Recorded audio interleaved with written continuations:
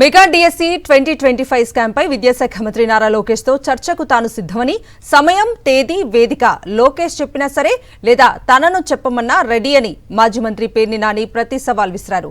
దీనిపై లోకేష్ సమాధానం కోసం ఎదురు చూస్తున్నామని, ఈలోగా డిఎస్సి స్కామ్ పై మాజీ సీఎం వైఎస్ జగన్ ప్రజల ఎదుట ఉంచిన అంశాలను మరోసారి గుర్తు చేస్తున్నామని, ముందు వాటికి జవాబు చెప్పాలని సూచించారు.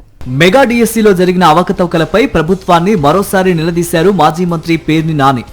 సరుకు లేక సవాలు విసరడం ఏమిటని లోకేష్ ను నిలదీశారు Perni Nani. YS Jagan press meet విన్నావా అని ప్రశ్నించారు. వైఎస్ జగన్మోహన్ రెడ్డి సంధించిన ప్రశ్నలకు సమాధానం చెప్పాలని అడిగారు. ఈ రాష్ట్రంలో ప్రభుత్వ ఉద్యోగానికి సిద్ధమవుతున్న ప్రతి నిరుద్యోగి ప్రభుత్వం నుంచి సమాధానం ఆశిస్తున్నారని అన్నారు. వైఎస్ జగన్ సూటిగా స్పెసిఫిక్ ప్రశ్నలు అడిగారని, వాటికి నేరుగా జవాబు చెప్పే ధైర్యం లేక 200 మీటర్ల దూరంలో నీ ఇల్లు ఉంది అని సవాల్ విసురుతావా అని నిలదీశారు.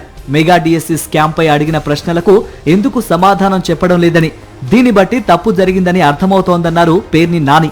సమస్యను డైవర్ట్ చేయడానికే సవాలంటూ కొత్త నాటకానికి తెరతీశారని మండిపడ్డారు పేర్ని నాని. అయినా లోకేష్ అడుగుతున్నారు కాబట్టి దగాపడ్డ డిఎస్సి అభ్యర్థులతోనే కలిసి వస్తానని సవాల్ విసిరారు. పార్టిసిపెంట్ కు ఉద్యోగం ఇచ్చేసి గోల్డ్ మెడల్ సాధించిన వారికి పోస్టు ఎందుకు ఇవ్వరని గోల్డ్ మెడల్ విజేత డిఎస్సి అభ్యర్థి దుర్గయ్య అడిగిన ప్రశ్నకు జవాబేది లోకేష్ అని ప్రశ్నించారు. ముందు దుర్గయ్య ప్రశ్నకు జవాబు చెప్పు, తర్వాత నేను వస్తానని పేర్ని నాని సూచించారు. డిఎస్సి స్కామ్ పై చర్చ విషయంలో లోకేష్ చేస్తున్న సవాళ్లు ఉత్తర కుమార ప్రగల్భాల్లాంటివని పేర్ని నాని వ్యాఖ్యానించారు.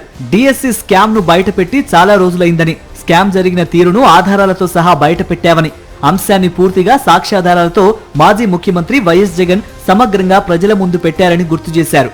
సిబిఐ విచారణ కోరే ధైర్యం వారికి లేదని ఎద్దేవా చేశారు. ముఖ్యమంత్రి చంద్రబాబు, విద్యాశాఖ మంత్రి నారా లోకేష్ కలిసి లక్షలాది మంది నిరుద్యోగ యువత జీవితాలతో చెలగాటమాడారన్నారు.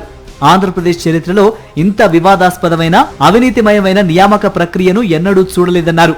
16,000 ఉపాధ్యాయ పోస్టుల భర్తీ కోసం చేపట్టిన మెగా డిఎస్సి ప్రక్రియలో పారదర్శకతకు రక్షణగా ఉన్న ప్రతి వ్యవస్థను నిర్వీర్యం చేశారని ధ్వజమెత్తారు.